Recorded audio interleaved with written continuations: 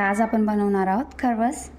तर सगळ्यात अगोदर आपल्याला म्हशीचं चीक घ्यायचं आहे। आता ते एका पातेल्यात ओतून घ्यायचं आहे।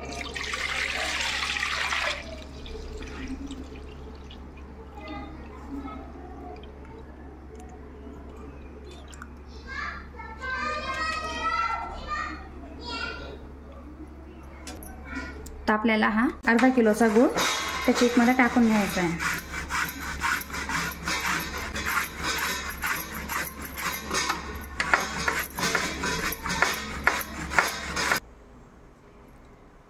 आता हा गूळ आपण चीकमध्ये टाकून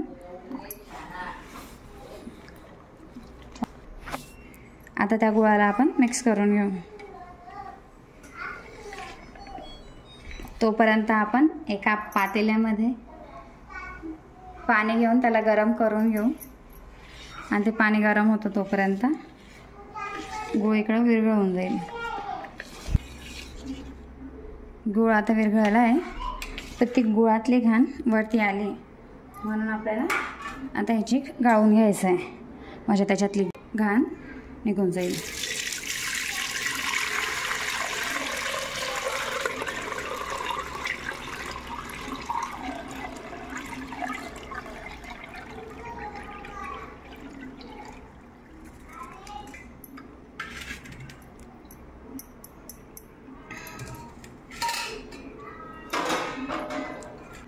आपण खरवस परातीत बनवणार आहोत, म्हणून त्याला थोडं तेलाने ग्रीस करून घेऊ, म्हणजे खरवस त्याला चिटकणार नाही।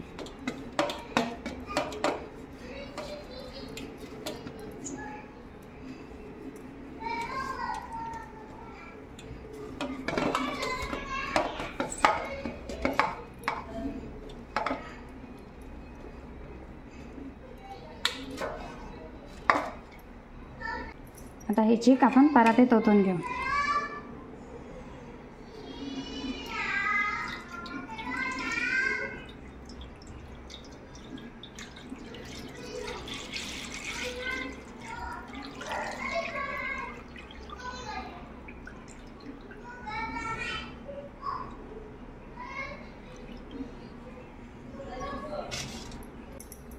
गुळामुळे चिकाचा कलरही चेंज झाला आहे। आता त्याच्यात आपल्याला वेलची पूड वरून टाकायची आहे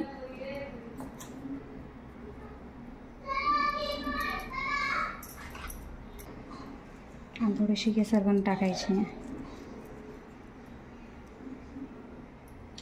केसर टाकल्याने त्याची चवही छान लागेल आणि खरवसचा कलरही छान दिसेल। चला आता खरवस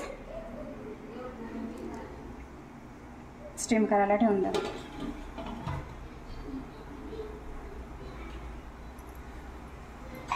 वरून एक मोठी परात घेतली आहे आणि त्याला कव्हर करून द्या। आता 15 ते 20 मिनिटं किंवा अर्धा तास याला स्टीम होऊ द्यायचं। 20 मिनिटं झाले, आपण आता एक वेळा चेक करून घेऊ।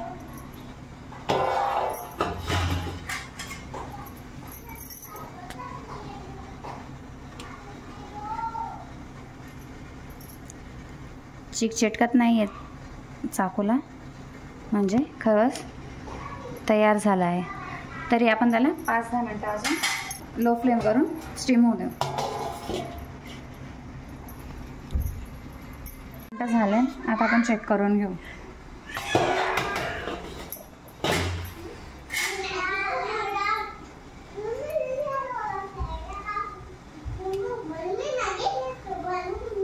खरवस तयार आहे। आता गॅस बंद करून देऊ। आता त्याला 15-20 मिनिटं थंड होण्यासाठी वेगळं ठेवून देऊ।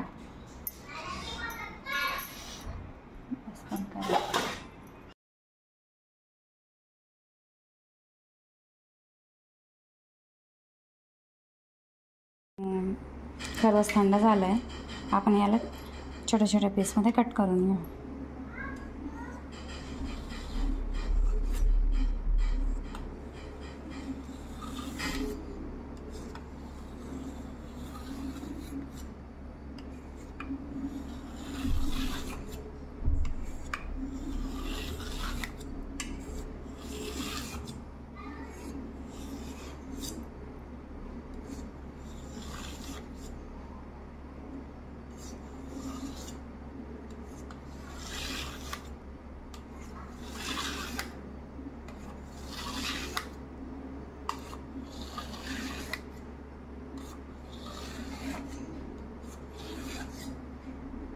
उचलून दाखव.